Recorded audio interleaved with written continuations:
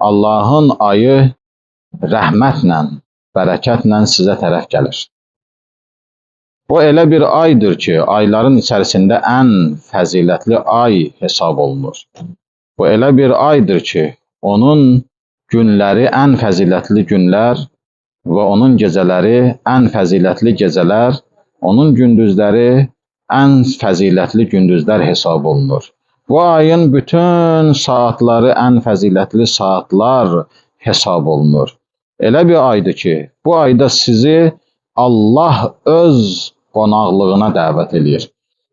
Bu ayda çəkdiyiniz hər nəfəslər təsbihdir. Subhanallah zikrinin savabına bərabərdir. Bu ayda yatmağınız ibadətdir. Bu ayda etdiyiniz əməllər qəbul, etdiyiniz dualar müstəcabdır. Bəs elə isə bu ayda Rəbbinizdən, Allahdan sidq niyyətlə, pak qəlblərlə dua eləyin.